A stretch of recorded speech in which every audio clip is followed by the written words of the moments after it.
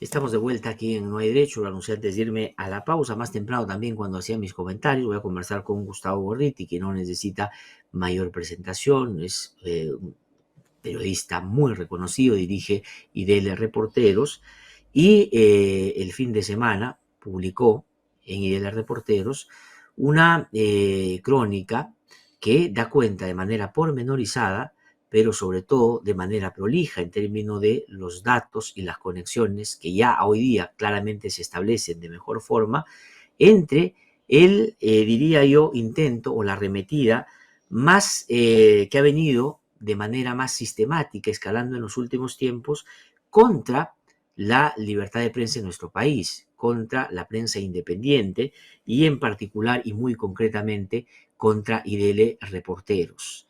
Y esta arremetida, que por supuesto tiene formas, que tiene expresiones violentas, fascistas, ya de criminalidad organizada, porque revierte en una movilización, una logística que no es propia de la espontaneidad de sus actores, por lo menos los más visibles, ha venido siendo, como digo, sistemática y con objetivo muy concreto. ¿Y qué cosa es lo que, digamos, les perjudica, les genera malestar, molestia y los lleva a tomar estas tan brutales reacciones a los que en esta versión salen a la calle, pero están manejados, por supuesto, por otros que tienen mayor poder? ¿Qué cosa es lo que el Reporteros ha venido haciendo en los últimos tiempos que tanto le genera urticaria y malestar?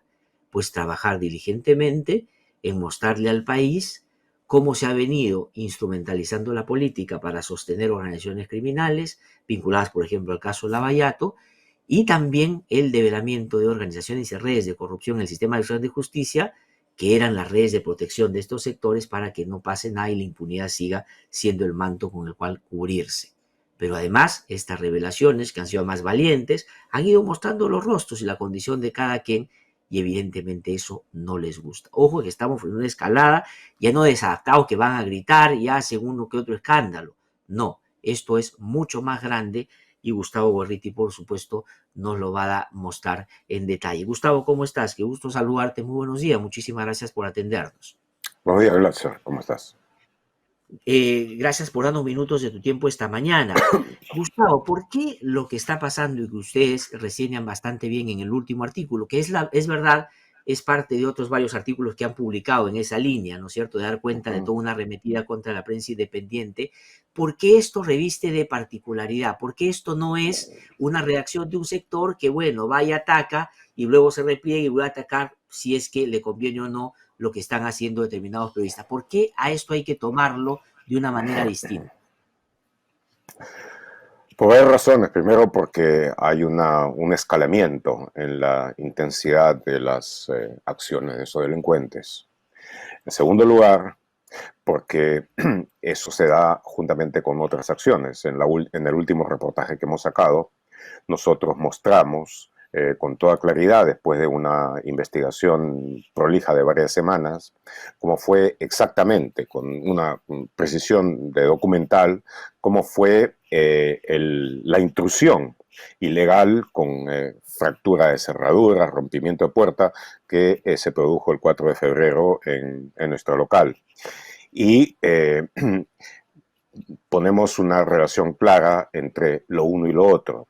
Si de día están las acciones de estos grupos, de este AMPA organizada, que utiliza los decibeles potenciados al máximo para acosar, hostigar a nosotros fundamentalmente, pero también a muchas otras personas. Recuérdese, ese es el grupo de gente que golpeó a Johnny Lescano, que acosó hasta obligarlo a una retirada precipitada, debo decir, por la policía, que debe haber restablecido el orden, al expresidente Sagasti en una presentación del libro en Barranco.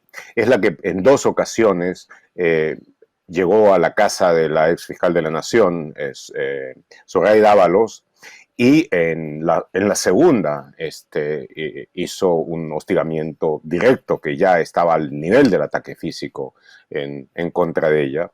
Es el mismo grupo que persiguió día tras día al presidente del Jurado Nacional de Elecciones, el doctor Salazar Arenas, durante las elecciones. Es el mismo grupo que también persiguió al jefe de la OMPE. Es el mismo grupo que hace ya un par de años, quizá un poco más, en la Feria del Libro, acosó a Mario Vargas Llosa con los más viles y sucios insultos mientras lo seguía en la calle, igualmente ante una seguridad boquiabierta que no atinaba a reaccionar, en una circunstancia en la que el propio Vargas Llosa en su momento me dijo de que él sintió de que era inminente un ataque físico, una pedrada en la cabeza, alguna cosa, con los mismos individuos, con la misma gente. Y sí, hemos tenido una dificultad con Gustavo. Bueno, se ha quedado congelada la imagen de Gustavo. Lamentablemente vamos a tratar de recuperarla en un ratito. Estaba él describiendo con detalle algunos hechos muy concretos, muy precisos, que están en la lista de actos violentos que han generado estos grupos delincuenciales que, por cierto, ya solo por haber participado de manera sistemática en estas prácticas que Gustavo bien nos recordaba, pues ya refleja un accionar sistemático, premeditado y bastante organizado, porque evidentemente esto no es producto de la espontaneidad de un grupo de gente que se reúne porque no le parece una cosa y van a mostrar su banderola y a reclamar frente a aquello. Es una práctica que ha ido además, como él dice, escalando no solo en número de acciones, sino en que cada vez estas han sido más violentas. Y ha puesto, Gustavo, como ejemplo inclusive, algunos que han terminado siendo ya actos directos contra la integridad física al que antes se habían cuidado no llegar, pero que después con desparpajo están ya desarrollando. Y esto, por supuesto, con la anuencia, sino la complicidad de determinados sectores del Estado, que deberían más bien hace bastante rato y haber tomado decisión en torno a este tipo de actos violentos. No sé si tenemos la posibilidad de seguir conversando con Gustavo. Gustavo, mil disculpas, lamentablemente esto a veces sucede, pero quería yo retomar la conversación tomando como referencia la lista que tú nos hacías de las acciones violentas que han generado estos grupos que, digamos, el último fin de semana y en veces anteriores han ido a generar estos actos en el local donde funciona el IDL Reporteros y el IDL también. Pero ya solo por el número y la seguidilla que esto expresa, hay una sistematicidad y, por supuesto, toda una organización y una logística, pero para que esto pueda seguir escalando, ha tenido que haber del otro lado mínimo una anuencia o si no una clara complicidad. ¿Por qué es que esto ha seguido creciendo? Es decir, ¿por qué estos grupos siguen actuando de esta manera y cada vez, como tú bien dices, más violentamente? Por la total sensación de impunidad que tienen, porque son, digamos, el grosero travestismo de interpretar actos de hostigamiento, de ataque verbal que están en el límite mismo con el ataque físico y en algunos casos haber llegado al ataque físico, en lugar de ser considerados como lo deben, es decir, como ataques directos contra la libertad de expresión, como ataques directos contra el periodismo de investigación y ataques directos contra la democracia. Hay ese travestismo que pretende considerarlos como un ejercicio de libertad de expresión. A pesar de que en cada uno de sus actos se viola ley tras ley, empezando incluso, y esto hay que decirlo, es una cosa que parecería menor, pero no deja de ser importante, de que todas las reglas sobre la contaminación sonora que hay en Lima y en el distrito de San Isidro en particular son rotas y violentadas, pero al momento, ¿no es cierto? Es decir, en la última ocasión era un grupete, una pandilla de 40, 50 personas, y posiblemente no pasaran la treintena. Pero cada uno básicamente iba premunido con un megáfono y había 2 o 3 amplificadores. De tal manera de que lo que los gringos llaman en Estados Unidos los ghetto blasters, ¿no es cierto? O sea, el romper un barrio con sonido, eso era cualquier cosa al lado de lo que había. Y ese es el modus operandi. Además, por supuesto, del extremo acoso verbal, como digo, al límite de la violencia que se ejerció en el caso de la última incursión, al haber golpeado al periodista Rudy Jordán de IDL Reporteros, que estaba tomando fotos y estaba filmando. Entonces, con eso y con el no meterse y el dejar que actúen como quieran, básicamente lo que se da es una línea de connivencia y complicidad. Yo que conozco bien cómo funcionan las fuerzas de seguridad y conozco a muchos de los oficiales que o están en retiro reciente o están en actividad todavía, y no solamente me refiero a la policía, me refiero también a las Fuerzas Armadas, yo lo puedo entender claramente en el lado de la policía. Eh, estas bandas están apoyadas, y esto es abierto por Rafael López Aliaga, el jefe de Renovación Popular. No es el único, pero es el más notorio. Antes lo estudiaron por el Fujimorismo, por Keiko Fujimori. Y dentro de eso, si tú recuerdas, porque esto es significativo, ¿no es cierto? La persona en el Congreso del 2016 que tomó la presidencia de una supuesta comisión para investigar el caso Lavallato con el único Rosa fin Bartra. de direccionarlo, Rosa Bartra, y encubrirlo, es la persona que estaba más cercana a ese grupo, participó con ellos en una serie de acciones. Y cuando se debilitó Keiko Fujimori por el hecho de que las investigaciones en el caso Lavallato la llevaron a prisión preventiva y los casos se fueron acumulando y acumulando y las colaboraciones eficaces y todo eso, entonces desertaron. Bartra y Maelo y toda esa chusma desertaron y se pasaron a trabajar con López Aliaga, que entonces estaba todavía en solidaridad, entonces estaba todavía amarillo. Y fueron candidatos al Congreso por ese grupo. Sí, claramente. Claro, Y Muñico una fue de las cosas candidato al Congreso. el alias Maelo, Muñico, fue candidato. Sí. Y cuando nosotros en IL Reporteros sacamos una investigación que demostraba la participación que tuvo Maelo en el asesinato de un veterano del CENEPA, el soldado Guamaní, uno de los que sacó tweets así todo alborotado y supuestamente escandalizado, cacareando su presunta indignación, fue López Aliaga. La relación es muy clara. Y bueno, y López Aliaga tiene un conjunto de gente en el Congreso que lo sirve, entre otros gente que está en el sector de seguridad. Montoya, Cueto, ambos de los cuales fueron jefe del Comando Conjunto en su momento, y que, bueno, cualquiera de ellos, como se ha visto también en otras circunstancias del pasado, pueden llamar, convocar, etcétera, a los policías que han estado en esto para hacerles supuestos interrogatorios que en el fondo son también hostigamientos, y ninguno de los policías quiere meterse en problemas, sobre todo cuando en un momento como este, en un momento de desorden, de incompetencia, de corruptelas por todos lados, donde el centro democrático se ha perdido, donde la gobernabilidad está básicamente en coma, entonces pues no quiere meterse en problemas, y eso es lo que estos delincuentes aprovechan. Algo que debo añadir, que es una de las razones también por las que estuvieron en este último fin de semana haciendo el hostigamiento en IDL Reporteros, es de que primero lo hicieron en APRODE, y de APRODE marcharon a IDL Reporteros. Y hay una cosa en común entre los dos.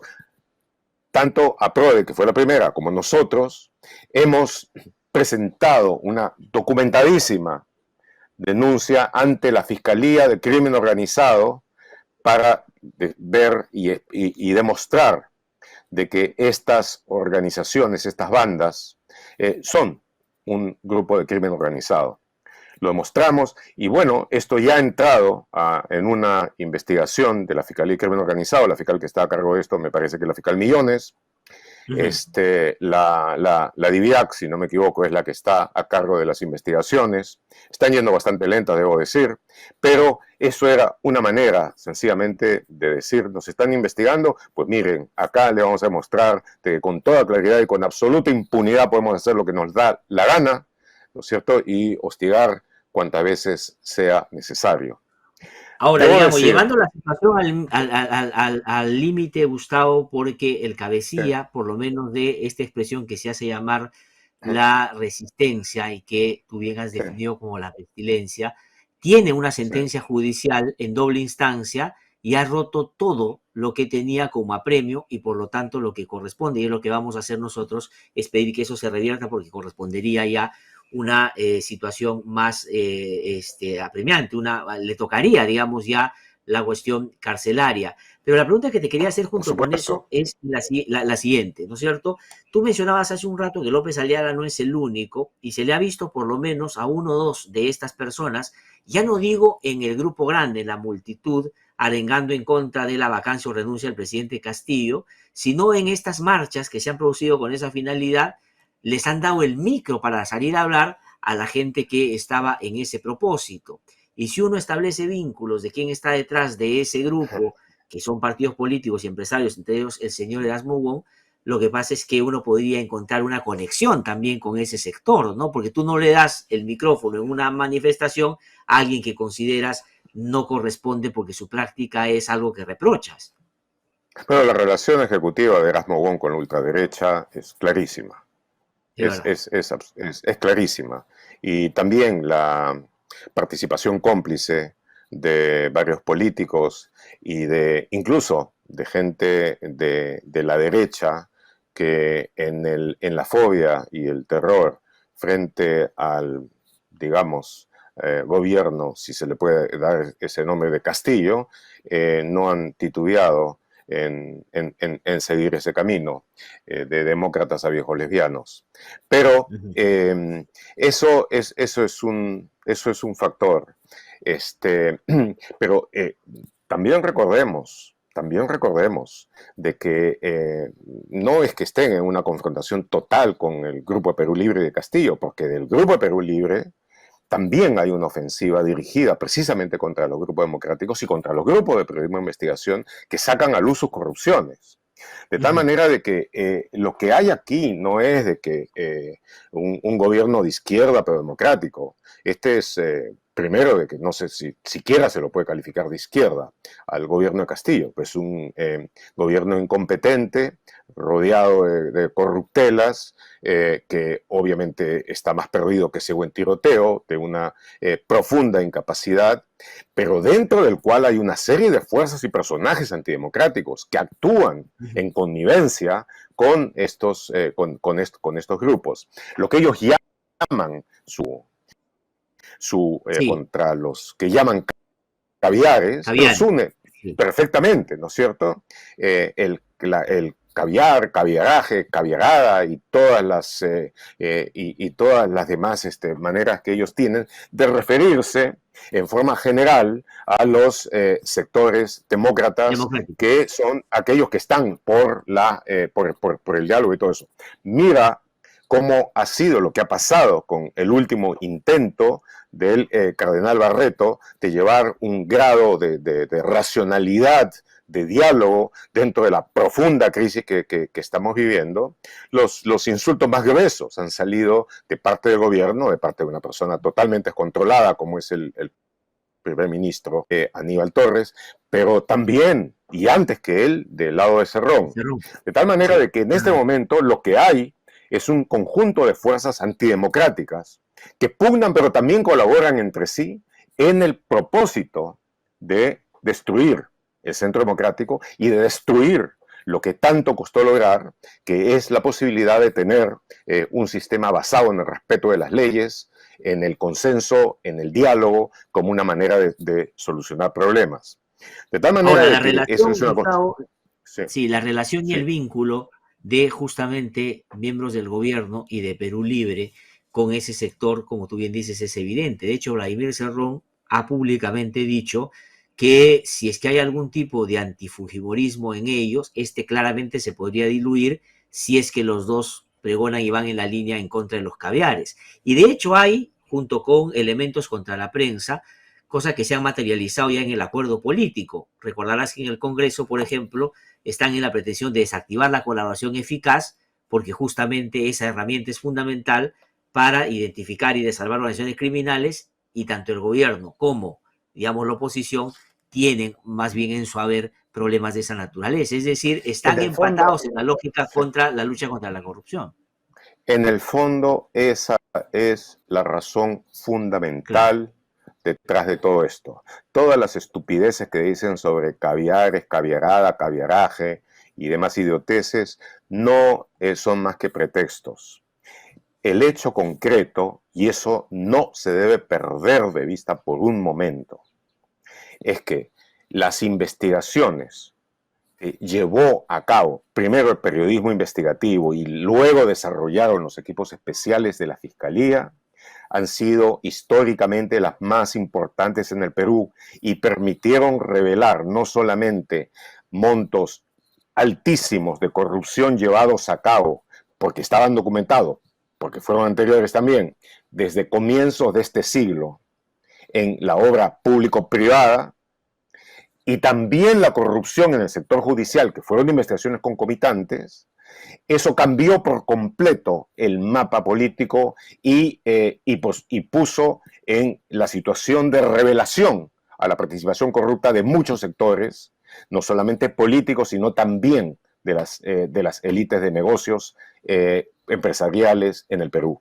Y lo que hubo cuando las investigaciones apretaron fue lo que ha pasado en otros lados del mundo. Esto no es novedad, es hacer una ofensiva concertada, poniendo mucho dinero, poniendo mucha fuerza organizativa en el descrédito basado en la mentira y la desinformación de el periodismo de investigación, de los periodistas de investigación, como una manera de poder socavar y finalmente hundir esas investigaciones.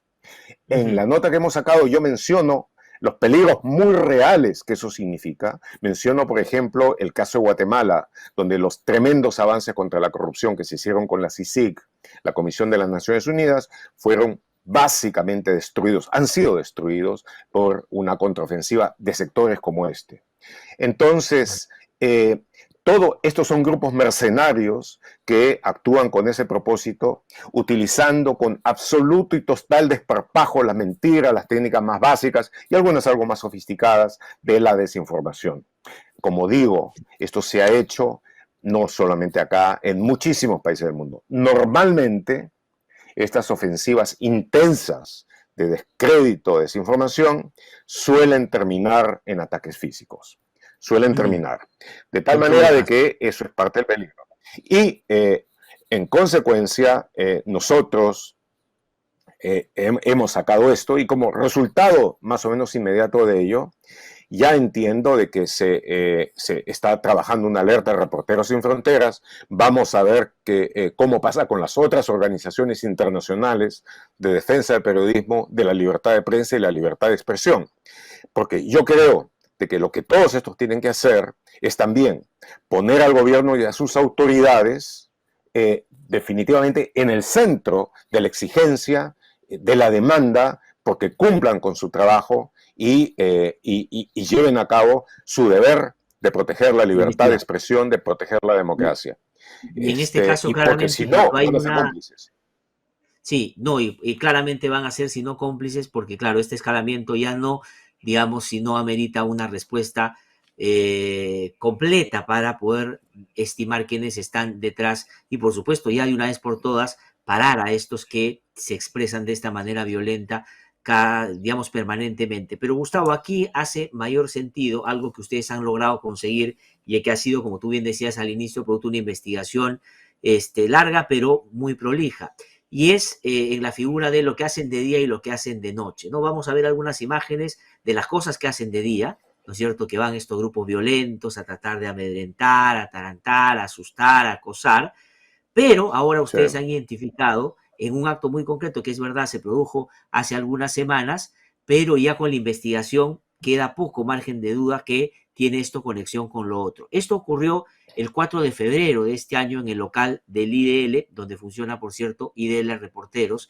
Y aquí tal vez tú nos puedes resumir un poco qué cosa es lo que pasa, ¿no? Qué cosa es lo que sucede. Hay todo un operativo de carros, de gente, que no es pues espontáneo ni propio de la criminalidad, digamos, común, sino más bien bastante No. bien organizada. Cuéntanos, por favor, Gustavo. Bueno, en la noche, es un viernes, ya han salido, ya la oficina está vacía y en esto se inicia un operativo de inteligencia. Llegan dos autos, acá se ve cómo está entrando el segundo, que es un Audi A4. El primero ha sido un Honda Accord, ese auto plateado, que se estacionan al frente en el colegio María Reina. Eh, y por lo que los movimientos que hace el chofer del Honda se ve, son los típicos movimientos que entrenan a la gente que está haciendo vigilancia para que no sospechen por un estacionamiento largo. De ahí hablan, sale un individuo que empieza a caminar por la calle, sale del auto, empieza a caminar por la calle, es el que está atrás, ahora ya ha dado la vuelta, ha cruzado la calle, se acerca como quien está viendo su celular, es este, toca la puerta de IDL Reporteros, de IDL, como para percatarse si no ha quedado nadie. Mientras tanto, como ustedes ven, el auto Honda se estaciona al frente en una distancia táctica de protección. Él regresa, cruza de nuevo, se acerca al auto, habla alguna cosa y luego regresa. Mientras tanto, otro que ha salido del auto de atrás, cruza por atrás, llega a IDL Reporteros, tiene un morral, toca la puerta igualmente para ver si alguien está haciendo, y luego de eso, cuando no hay nadie, acerca, parece una tarjeta y abre la Sí. llave eléctrica de la puerta, sí, y la deja. Este otro individuo empieza a caminar hacia IDL mientras el auto que ustedes ven acá ha dado la vuelta en U y se estaciona un poquito adelante con luces de parqueo. Este otro llega, toma el morral, abre la puerta, se pone el morral dentro del cual hay una pata de cabra, entra, rompe la cerradura, rompe parte de la puerta y entra. En ese momento empieza a sonar la advertencia de la alarma, se asusta y 45 segundos después sale, vuelve a subir, sube al auto Honda con su cómplice, dan la vuelta en U, ya ha entrado, ya ha salido, dan la vuelta en U, se estaciona de nuevo junto al auto A4, donde uno de estos sale y se mete en el Audi, los dos autos después salen hacia el cruce con Santa Cruz. El auto A4, como ustedes ven, para una distancia táctica, como para poder tener una reacción rápida. El auto, el Honda Accord sale y el Audi más bien, el Honda sale y se retira. Y el Audi da la vuelta a la derecha por Santa Cruz, llega a Lóbalo Gutiérrez, entra por Conquistadores, vuelve a regresar por Pardo y Aliaga hacia Santa Cruz y se estaciona al frente para ver qué pasa. Y en el momento en que llega un motociclista de la compañía que ve las alarmas, que en ese momento ya están ululando, llega el motociclista, estos lo observan y entonces emprenden ya la retirada y se van. Eso es pero mira, lo que pasó. Esa investigación que ustedes han hecho, pudiendo, como tú bien dices, documentadamente ver todos los movimientos de estos sujetos, hemos como tú recolectado bien dices, muchísimos, decenas de videos. Eso no es delincuencia común, eso no es delincuencia común, eso está totalmente organizado, un movimiento logístico, y tú que conoces esos temas más que nadie, por supuesto. Es un movimiento logístico y además es gente que ha seguido para un cierto tipo de operación. El posicionamiento de los autos, la manera en que estos se mueven, el posicionamiento de los autos más como para una cuestión y para ayudar a la retirada. La otra persona se queda también más como contención que como otra cosa. Ahora, es gente que tiene entrenamiento, pues no son expertos, porque digamos, no previeron varias cosas, especialmente lo de la alarma, y apenas empezó a sonar la alarma, salieron y se fueron. Pero de que había un intento, de que había un intento o de robar información o de plantar algo o de hacer algún tipo de destrozo dentro del local es evidente. Evidente, es evidente. Y debe decirse que no ha sido el único caso. Después ha habido un robo con algunas características más o menos similares en la casa de la fiscal del A eso equipo iba. especial que investiga el caso Lavallato, Paulina Roque. Ahí está Ujú. el individuo que hizo el ingreso. Sí, sí, no, no. Además, esto está, digamos, esto es todo lo que la policía debió haber reconstruido después de haber conocido el hecho y ustedes lo han podido realizar de una manera, digamos, muy pormenorizada que no da espacio para la duda de cómo se pretendió materializar un hecho de esta naturaleza. De hecho, se materializó. Lo que pasa es que no le salió como ellos habían querido, como tú bien lo has descrito. Ahora, esto se vincula como a todo lo otro que tú has descrito previamente, que son las acciones más violentas, y de repente las ponemos, Lincoln, por favor, que habitualmente hace estos grupos violentos de día cuando van a tratar de amedrentar y acosar, como tú lo has mencionado también. Vamos poniendo las otras imágenes, las últimas que se produjeron en el Sí, local y de Reporteros. Gustavo. pero como ves, hay un intento de robar evidencia, de robar evidencia, de hacer un espionaje activo con incursión, fracturas, cerraduras. No tienen ningún problema en recurrir al robo agravado Uh -huh. en estos casos, entre otras cosas porque manejan una sensación de casi total impunidad. Eh, bueno, antes de que yo lo que quiero decir ahora claramente es esto. Este es un ataque profundo, sistemático contra el periodismo de investigación y lo que logró. El periodismo de investigación existe para servir a la sociedad. El periodismo de investigación existe para dar a la sociedad la información que va a ser de utilidad para la salud, la gobernabilidad y el futuro de la gente. Pero si no quieren, si la gente quiere evitar de que el periodismo de investigación sea acosado o destruido, las fuerzas democráticas tienen que movilizarse. Cuando salió el caso Lavallato inicialmente, la movilización de la sociedad en apoyo a esto fue inmensa, fuerte, sólida, y ayudó a que sobreviva, como sucedió, por ejemplo, cuando el fiscal de la Nación Chávarri destituyó a los fiscales Rafael Vélez y José Domingo Pérez. Pleno año nuevo, la gente se movilizó Uh -huh. y logró resultados. Si la gente quiere que no solamente el periodismo de investigación con lo que significa, sino la democracia sobreviva y salga de este pantano, de este pantano en el que se encuentra sumida ahora la sociedad de este deprimente escenario, entonces tiene que movilizarse desde la izquierda, desde el centro, desde la derecha, todas aquellas fuerzas que cuál la democracia debe ser el sistema de vida nuestro y que no estamos ni estamos dispuestos a tolerar que esto se vaya a una deriva dictatorial, sea de izquierda, sea de derecha, de extrema izquierda o de extrema derecha, debemos movilizarnos, impedir de que las acciones de fuerza de los fascistas, tanto de derecha como de izquierda, sean las que finalmente terminen imperando. Por fortuna, y quiero agregar aquí algo más, este no es un problema solo del Perú, se ha dado en el mundo entero. Por fortuna está empezando a revertirse. Ayer en Francia, la candidata ultraderecha Le Pen fue derrotada en forma bastante más contundente de lo que se esperaba. Y en Eslovenia también ha sido derrotado el candidato de la extrema derecha. Entonces debe ser el momento en que las fuerzas democráticas toman fuerza y empiezan a reganar el territorio que por desgracia se ha perdido ante estas fuerzas del oscurantismo y también, sobre todo, de la corrupción.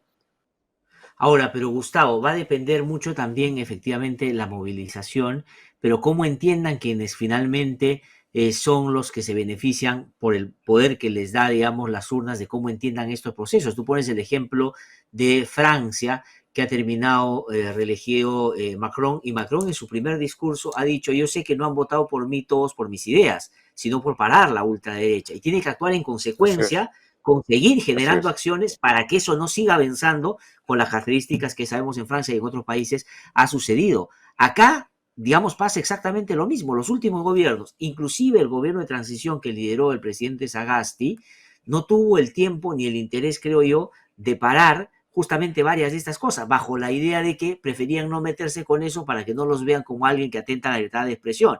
De hecho, en el IDL tenemos los casos, para que vean quienes nos están siguiendo la magnitud del tema. Llevamos el caso del señor Francisco Sagasti contra estos sujetos violentos. Y llevamos el caso del señor Abino Guillén, que fue ministro del Interior ya en el gobierno actual, que tampoco estando en el poder generaron algunas acciones para por lo menos encaminar una respuesta estatal a este problema.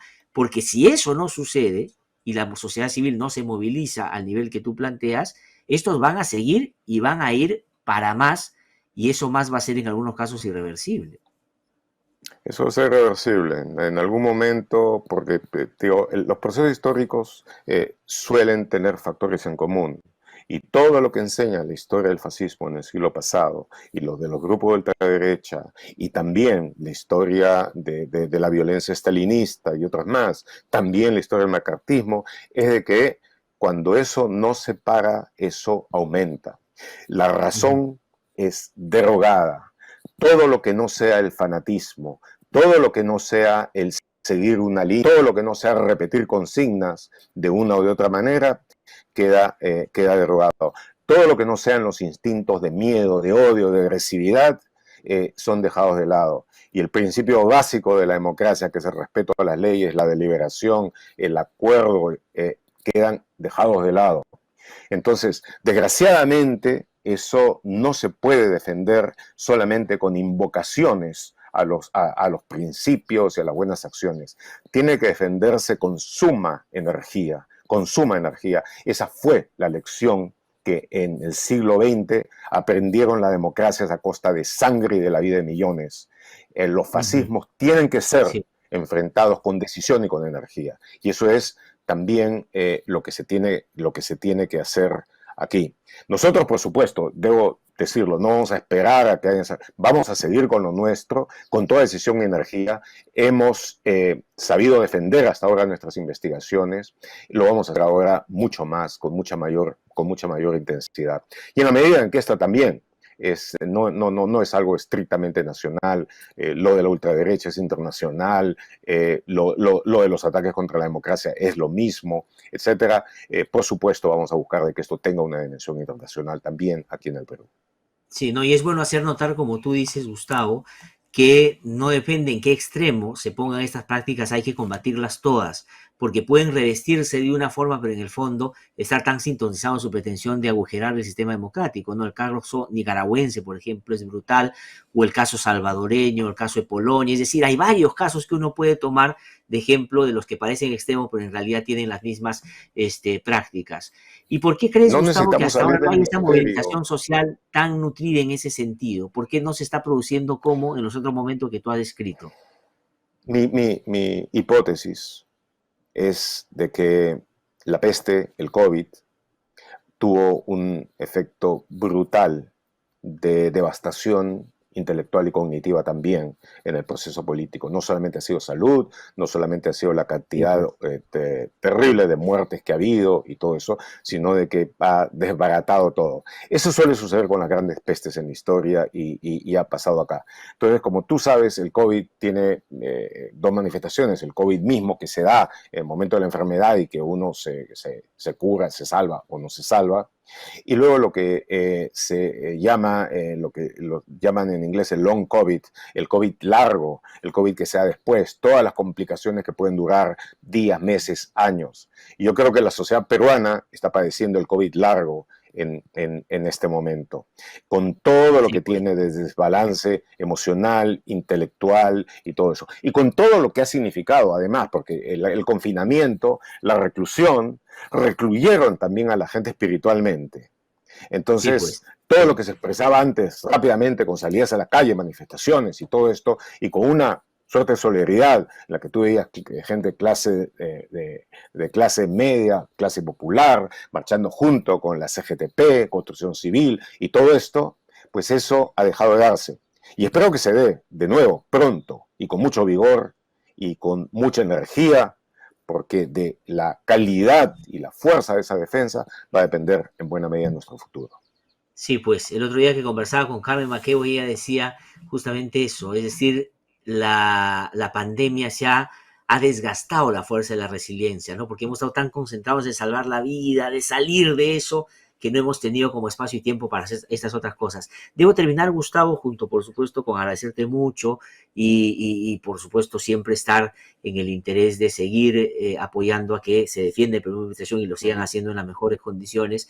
Una última reflexión sobre el momento político. Tú ya has referido al gobierno y al presidente Castillo, inclusive has dicho una cosa muy severa, si se le puede llamar gobierno, lo que habla de un desgobierno, una anarquía, uno lo puede entender así.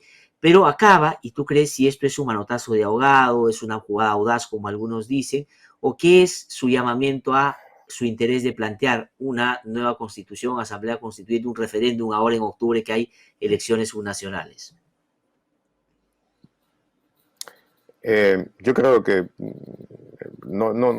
hay un problema de inconsistencia intelectual básica en el caso del gobierno de Castillo y del presidente Castillo.